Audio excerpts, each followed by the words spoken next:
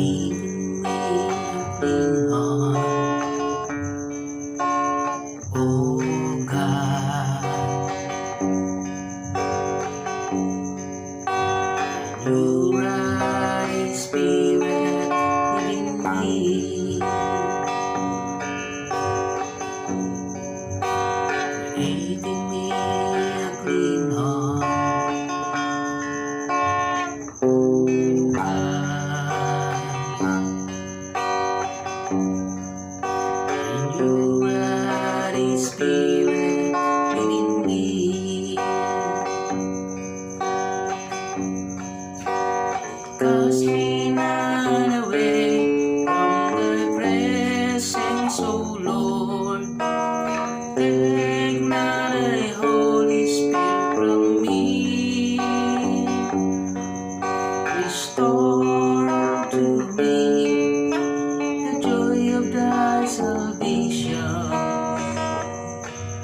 and your right spirit within me.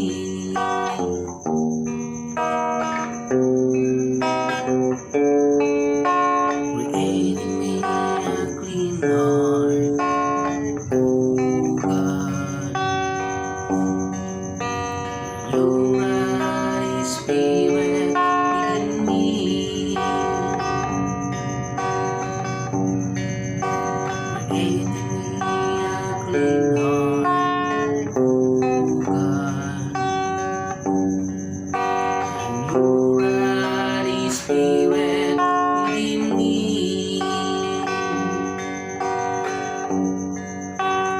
cast me not away from thy presence, O Lord. Take not thy Holy Spirit from me. Restore unto me the joy of thy salvation, and your right spirit within me. Your right spirit within me. Your right spirit within me.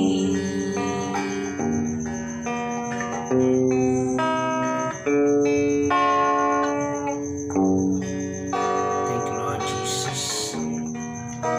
Hallelujah. Ilang Diyos, nagpapasalamat kami sa gabi ito, Diyos. Dahil kami yung sasamahan sa pag-aaral ng mga salita.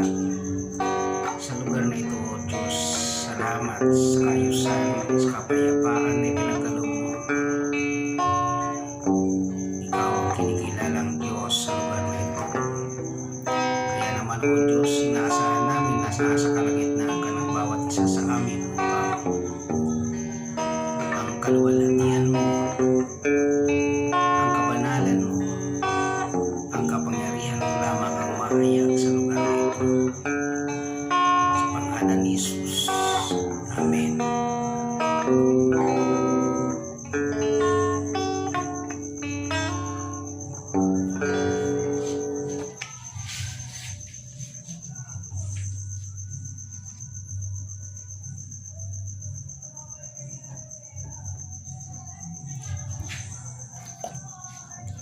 So magandang gabi mga kapatid. Sa oras na ito tayo po ay patuloy na mag-aral ng kanyang mga salita. Makibukas po tayo sa aklat ng Pahayag, chapter 3 verse 11. Basahin ko po sa Tagalog at Tagalog lang po ang gagamitin natin. Sabi po doon, darating ako sa lalong madaling panahon, kaya't ingatan mo ang mga tagubilin ko sa iyo upang hindi maagaw ni numan ang iyong gantimpala. Purihin po ang Panginoon sa pagbabasa ng kanyang mga salita. So, dito po ay mayroong nais ipahayag sa atin ng Panginoon na tayo po ay mayroong dapat ingatan sa ating mga puso, sapagkat sabi nga po niya dito, darating na ako sa lalong madaling panahon, kaya't ingatan mo ang mga tagubilin ko sa iyo upang hindi maagaw ni naman ang iyong gantimpala. So dito po ay makikita natin na sa lahat naman ng tao ay masaya kapag mayroon siyang gantimpala sa kanyang mga ginagawa. Kaya nga po sa gabing ito, nais ko pong bigyan kayo ng dalawang tagubilin mula sa Panginoon na kailangan po nating makita. Sabi po ng John chapter 15 verse 17, ang sabi po doon ay, tingnan po natin sa John chapter 15 verse 17. Sabi niya po dyan ay, ito nga ang utos ko sa inyo, magmahalan kayo. So dito po makikita po natin sa isang utos ng Panginoon na sinabi doon, magmahalan kayo.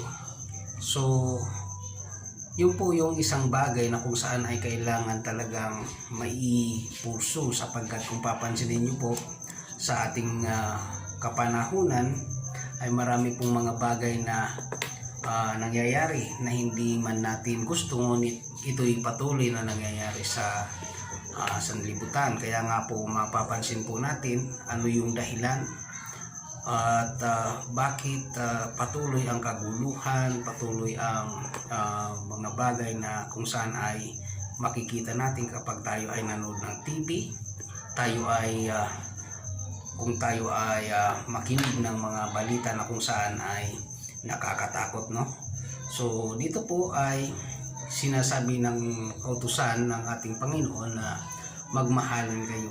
Kung papansin niyo po, ilang bagay po na nasa paloob sa pagmamahal ay, una, respeto. Nandiyan po yan, respeto sa kapwa. Kapag kayo po ay nagmamahal, mayroon kayong respeto sa kapwa at mayroon kayong pagpapahalaga. Then ang pagpapahalaga po ay may kasama po yan na pagtsatsaga. So dito po makikita po natin na sa kautusan ng ating Panginoon na iniwan po sa atin ay mayroon pong napakagandang layunin na kung saan po ay nais ng Panginoon na maging maayos tayo sa ating pamumuhay bilang tao. So pangalawa po ay titingnan po natin ang tagubilin ng Panginoon sa Matthew chapter 28 verse 19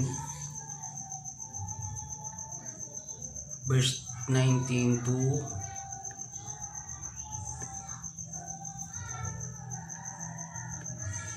20. So makikita po natin doon kung anong sinabi ng Panginoon. Kaya habang kayo'y humahayo, gawin ninyong alagad ko ang mga tao sa lahat ng bansa. Bautismuhan ninyo sila sa pangalan ng Ama at ng Anak at ng Espiritu Santo. At sabi po ng panghuli na sinabi dyan sa 20, sabi niya doon, turuan ninyo silang sumunod sa lahat ng iniutos ko sa inyo. Tandaan ninyo, ako'y laging kasama ninyo hanggang sa katapusan ng panahon. So makikita po natin dyan, mayroon siyang pangako. Pero sabi nga dyan ay, sabi niya doon ay, kaya hanggang kayo'y umahayo, gawin ninyong alagad ko ang lahat ng tao sa bansa, sa lahat ng bansa. Bautismuhan ninyo sila sa pangalan ng Ama, Anak at ng Espiritu Santo. So makikita po natin dyan na mayroong tungkulin tayo na kailangan tuparin, na kung saan po ay ito po ay magaganap sa pamamagitan ng ating pag-aaral ng salita ng Diyos upang magampanan natin ang mga tagubiling ito, sapagkat sabi nga po ng Jeremiah chapter 1 verse 8, sabi niya doon ay, kaya't huwag mong kaligtaang basahin ang aklat na yaon at dinilihin mo araw at gabi upang matupad mo ang mga nasusulat doon at nang guminhawa ang iyong pamumuhay. So maliwanag po ang sinasabi doon na kung saan ay kailangan po nating basahin ang kasulatan, sapagkat dito po natin makikita kung ano ang tagubilin ng Panginoon. At sabi niya dyan, turuan ninyo silang sumunod sa lahat ng inuutos ko sa inyo. So kasama po doon yung turuan natin sila na magmahal sa kanilang kapwa, sa pamilya, sa lahat, sapagkat lalo-lalo na sa Diyos, sapagkat sabi niya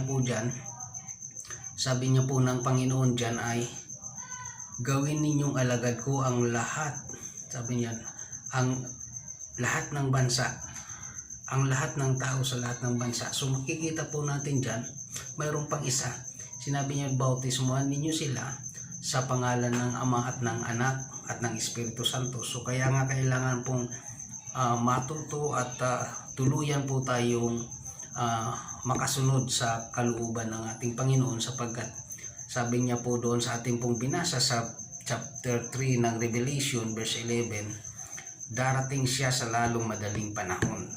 So kung papansinin po natin, mayroon pong napagkahalagang bagay na sinabi doon na kaya nga tuparin natin ang kanyang mga tagubilin upang hindi maagaw ang gantimpala para sa atin. So mapapansin po natin yan na mayroon pong napakahalagang bagay na ipagkakaloob ang Panginoon sa atin. So sabi niya diyan, turuan ninyo silang sumunod sa lahat ng iniutos ko sa inyo. So kaya nga po, habang tayo po ay naglalakbay sa mundong ito na naglilingkod sa Panginoon, ay huwag tayong tumigil sa pagtuturo sa lahat ng tao na sila ay makasunod sa lahat ng iniutos ng Panginoon sa atin. Bakit po? Yun po yung dahilan bakit ang sabi ng Matthew chapter 7 verse 21, lagi ko po yan binabanggit, sapagkat yun po ang katotohanan. Sapagkat ano ba ang layunin natin, bakit tayo nag-aaral ng salita ng Diyos? Para tayo ay makapasok sa kaharian ng Diyos, na kung saan nandoon ang ating Panginoong Jesucristo, na kung saan po ay naghihintay po ng tugon natin upang tayo po ay makasama sa kanyang pagbabalik, na dala-dala niya ang gantimpala na sinabi nga po doon sa John chapter 14 na ipaghahanda niya tayo ng matitirhan sa kaharian ng Diyos na kanyang Ama, na ating Ama. Sabi nga po diyan ay sabi niya po diyan ay turuan natin silang sumunod sa mga pinag-uutos ng ating Panginoon.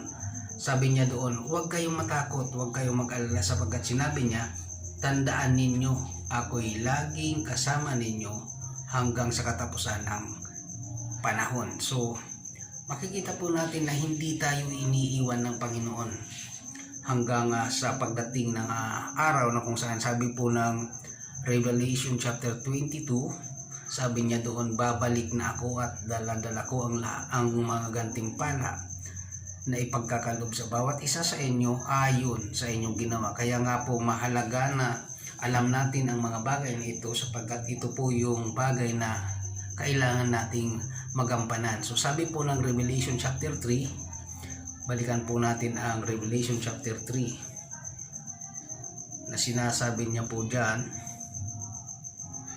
ay Revelation chapter 3 verse sa chapter 2 verse, tingnan po natin, chapter 2 verse 3 and 4. Sabi niya po doon, alam ko ring matiyaga ka, nagtiis ng maraming hirap alang-alang sa akin at hindi ka sumuko. Yun po yung bagay na gusto kong ipaalam po sa inyo bago po tayo pumunta doon sa dakong pagtatapos ng pag-aaral na ito. Maikli lamang po ang oras natin. Sabi niya doon ay, alam ko, sabi niya ng Panginoon, alam ko. So ibig sabihin po, wala tayong maitatago sa Panginoon, wala tayong maililihim kung sinusunod mo ba o hindi. Tapat ba ang puso mo? Tapat ba ang puso natin para sa mga tagubilin ng ating Panginoon? Sabi niya, alam ko rin matiyaga ka. Sana ganun din po ang nararamdaman mo ngayon, matyaga. Nagtsatsaga ka, nagtitiis ng maraming hirap alang-alang sa ating Panginoon at hindi tayo sumuko. So sabi po ng 14 ng chapter 2 verse 4, sabi niya, subalit may isang bagay na ayaw ko sa iyo.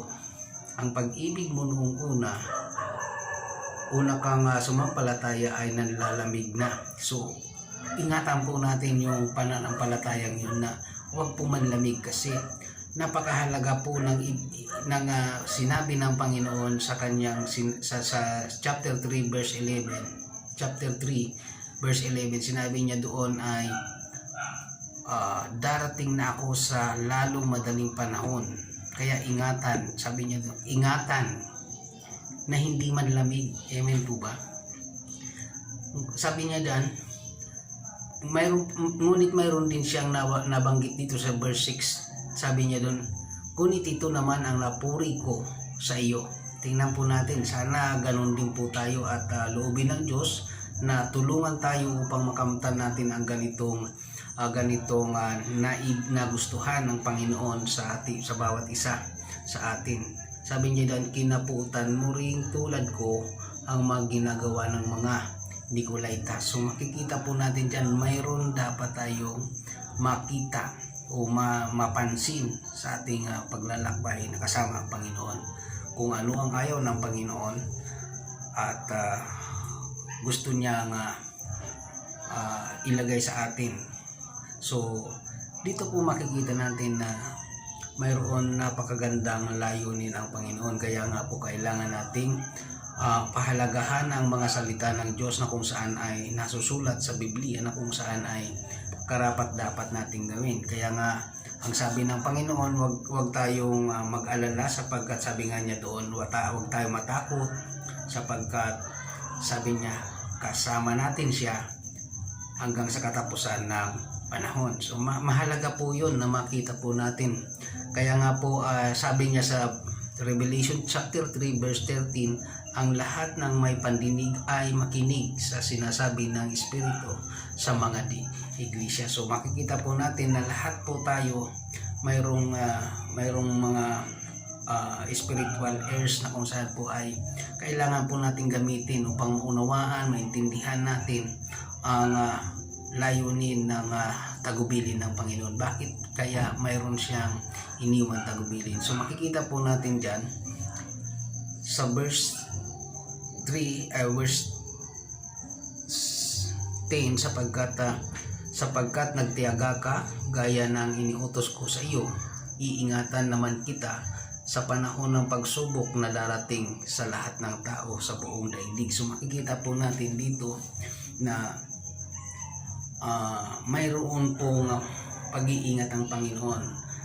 Nararanasan po natin sa panahon ito, halos po ay marami sa mga tao yung nawalan ng trabaho, nagkaroon ng takot, nililimitahan ang kilos, maraming requirements sa kailangan sundin, maraming mga bagay na kailangan sundin. Ngunit sabi po ng Panginoon, kapag ikaw ay, sabi niya, nagtiyaga, sabi niya doon, sapagkat nagtiyaga ka gaya ng iniutos ko sa iyo, iingatan naman kita sa panahon ng pagsubok na darating sa lahat ng tao sa buong daigdig. So makikita po natin dyan na kailangan natin talaga ang salita ng Diyos. Kailangan talaga natin ang Diyos sa ating buhay. Kailangan nating pakatandaan ang tagubilin ng ating Panginoon.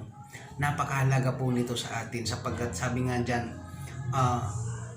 magtiyaga tayo sa pagsunod ng tagubilin ng Panginoon, sapagkat sabi niya dyan ay iingatan naman kita. Yun po yung pangako ng Panginoon doon po sa Matthew chapter 28 verse 20. Sabi niya doon sa huling sinabi ng Panginoon, huwag tayong matakot.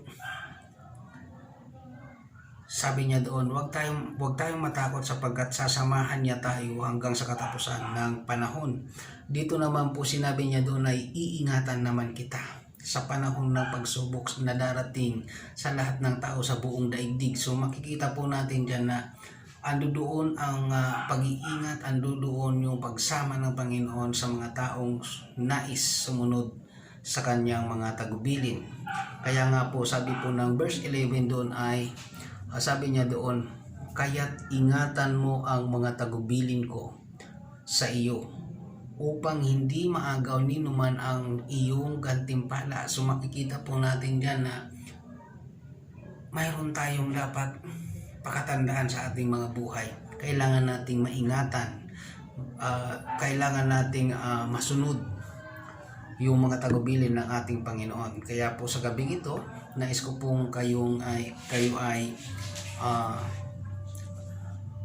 anyayahan sa maikling panalangin kung kayo po ay hindi pa sigurado sa inyong pagtanggap sa ating Panginoon bilang Panginoon tagapagligtas. Base po sa tagubilin ng Panginoon sa verse 28 ng Matthew, chapter 28 ng Matthew 19, sabi niya po doon ay turuan, sa 20 po ay turuan natin silang sumunod sa mga ipinag-uutos ng Panginoon. Then sa 19 po ay bautismuhan ninyo sila sa ngalan ng Ama at ng Anak at ng Espiritu Santo. So sa ngayon po ay anyayaan po kitang manalangin. Dakilang Diyos, sa gabing ito nagpapasalamat kami sapagkat niloob mo na kami ay samahan sa gabing ito ng aming pag-aaral. Sa gabing ito, Panginoon, loobin mo na maging bukas ang aming mga puso at ang aming isip. Sumunod po kayo sa maikling panalangin. Panginoong Hesus, sa gabing ito isinusuko ko sa iyo ang aking buhay. Nagpapasalamat ako sa iyong gabay sa mga tagubilin mo, Panginoon. Humihingi po ako ng tawad sa lahat ng aking nagawa, naisip, nasabi ng mga pagkakasala. Panginoong Hesus, binubuksan ko ang aking puso sa iyong harapan at tinatanggap na kita bilang Panginoon na tagapagligtas ng aking buhay. Salamat o Panginoon sa buhay na ipinagkatiwala mo sa akin at sa banal na Espiritu na mangunguna sa akin. Pakisulat mo po, Panginoon, ang aking pangalan sa aklat ng buhay. Balutin mo ng iyong banal na dugo ang panalangin ito sa pangalan mo, Jesus. Amen. Hallelujah. Salamat, Panginoon, sa gabi ito. Narinig mo sa kanilang mga labi, Panginoon, ang pagtanggap sa iyo ay mula sa kanilang puso. Loobin mo, Diyos, na magkaroon sila ng kapayapaan, kaligtasan. Maingatan sila sa lahat ng pagsubok na dumating sa kanilang mga buhay ayon sa iyong pangako, Panginoon, na sa kanilang pagtsatsaga na pakikinig at patuloy na pagdi-desire na makasunod sa iyong kalooban, ay iingatan mo sila sa pagdating ng mga pagsubok sa lahat ng tao sa buong daigdig. Kaya nga naman, o Panginoon, nagpapasalamat kami sa kapangyarihan na ipinagkakaloob mo upang malagpasan namin ng mapayapa ang mga pagsubok nito at makayanan namin makatayo sa gitna ng pagsubok na ito na ipinaparangalan ng iyong dakilang pangalan. Sa gabing ito, Diyos, sa iyo namin ibabalik ang pinakamataas na papuri, pagsamba at pasasalamat sa pangalan mo, Jesus. Amen. Hallelujah. Maraming salamat mga kapatid sa gabing ito. God bless.